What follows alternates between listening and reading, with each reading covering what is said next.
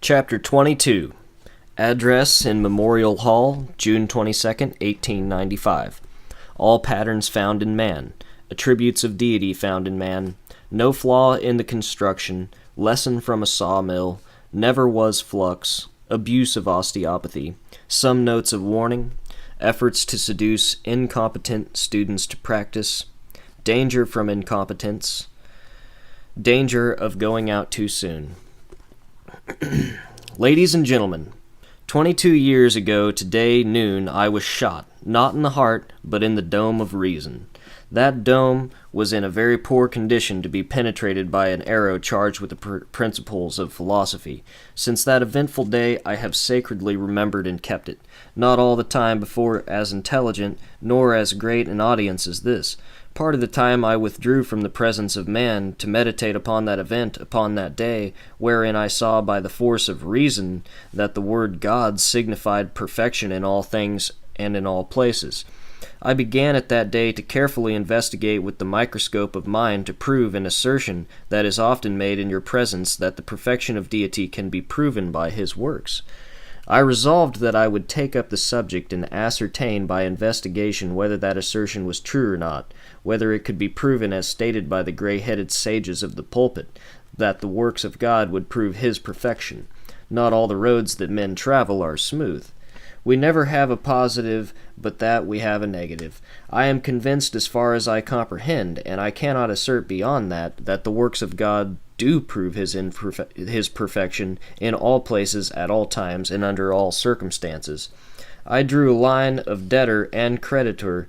On the one side I placed the works of God, on the other the acts of man, who is the handiwork of God, the intelligent association of mind, matter, and spirit, the child of God, who is the author and builder of all works and all things therein.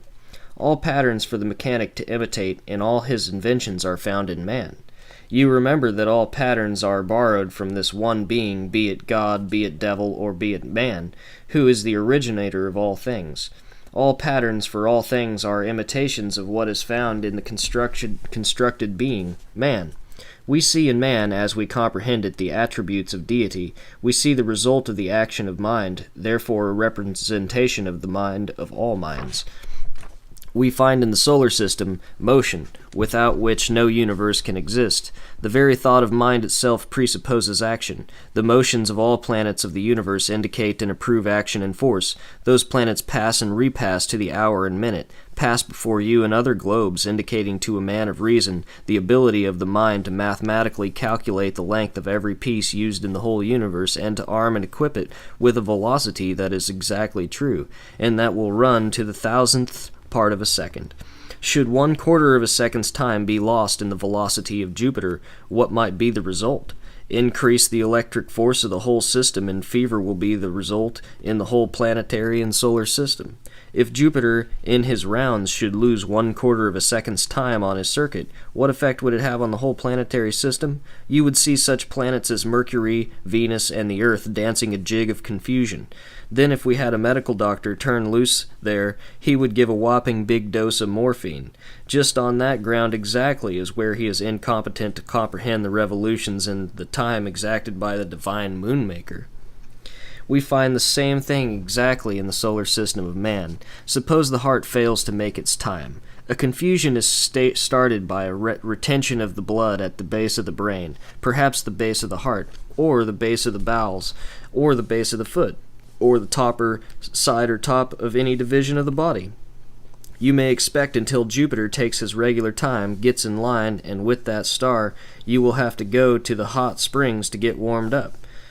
A great many of you have come here tonight, and what for? A very few have come here to see what nonsense is going on. Between your eyes there are too many miles of reason to call any mathematical fact a humbug. Some heads are not governed with the milestones of reason. You must not be too hard upon those whose eyes take in so little of a mile, but allow them the privilege of calling you a philosopher or a fool, because to them one is just as well understood as the other. My grandmother was a Dutch woman. She told me she believed in signs, by which she regulated the setting of hens, killing chickens, and butchering hogs. When you see one of those little heads that know it all, with a little book under his arm, an almanac or something of the sort, claiming in a week or 10 days to be a great osteopath, remember what I tell you. That child was weaned when the sign was in his feet. Thus he wants to trot. The next place the sign was in the abdomen, and his aspirations are to eat. And he is ready to go into the world and make a boast that he is an osteopath, and that he comprehends all of the science and more, too. He is ready to go before the world and with false statements lie just enough to get more money than he can get by straightforward, honest dealings before his fellow men. We have such births here, having worked at dentistry, selling drugs, or other vocations, and developed in a few days ready to go out into the world and raise his flag of osteopathy. 22 years ago I took up the matter solemnly and seriously. Since that time I have not lost a wakeful hour without my mind being engaged with the construction of man to see if I could detect one single flaw or defect it, either under the microscope or with the anatomist's knife, or the rules of philosophy of my own mind or minds of others. I have never yet been able to detect the least shadow of confusion. The Jupiter of life is absolutely and mathematically correct. My investigation has been for the honest purpose of ascertaining whether, when the great God of the universe constructed man, there was one single defect in his work that has been detected by all the combined intelligence of the sons and daughters of man from the birth of man to the present time. I had to give the wholesale credit mark and make the vote unanimous for God, and if you cannot make it unanimous, do as some of the Republicans did in St. Louis. A few of you go out. If you can't swallow it, go out and stay out. Why did I become interested in this great question of the intelligence of God? His ability to give us the seasons, hot and cold, wet and dry, the different kinds of fowls and animals, the fish of the sea and running waters. The reasons why I investigated this was I believed that man was woefully and wonderfully benighted. From the fact that he was sick, he guessed what was the matter, and guessed he would go for a doctor.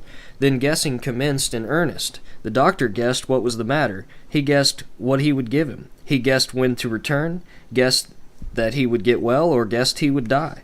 He entered the grand chamber guessing then and there, and when the last breath was drawn, the guesswork was not through with until the preacher guessed where he would go. I said to myself that God knew more than I did, and more than Mr. Michael or Dick Roberts, or all the men I could think of, more than General Jackson or Jeff Davis, Abe Lincoln, or even Horace Greeley. I concluded that if he did not know all things, he has certainly placed that machinery on the track of life, armed and equipped with boilers full, plenty of oil, and all the bearings of the running gear of the whole engine in good condition. I began to look at man. What did I find? I found myself in the presence of an engine, the greatest engine the mind could conceive of. Having spent 7 or 8 years with a stationary engine, acquainting myself with all its parts from boiler to saw, I began to investigate man as an engine. And running my saw, I found if I squeezed it, the blade would wobble. I found that hum was gone. Having passed to a warbling sound, it was hardly a warble, because when a saw gets hot and begins to wobble, the pressure is very light and it wobbles just before it warbles.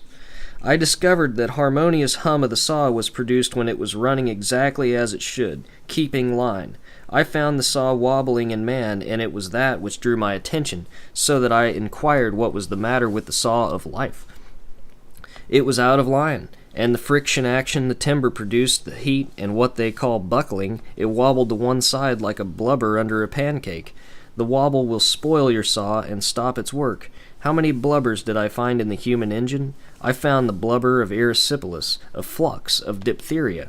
It is the bursting of the bubble by the wobbling saw which indicates the saw of life is out of line and the carriage off the track. I defy the oldest sages of philosophy to show me the difference between flux and no flux, to show me the time when flux was not there. He must take the number of hours in which this milk soured and began to curdle. It first commenced when its changing process at a stationary condition under a suitable temperature. The milk sours in a common pan, just as the blood would sour in the pans of the bowels or the mesentery arteries, veins, or muscles. Therefore you have simply an effect, and you call that a particular disease. It is effect only.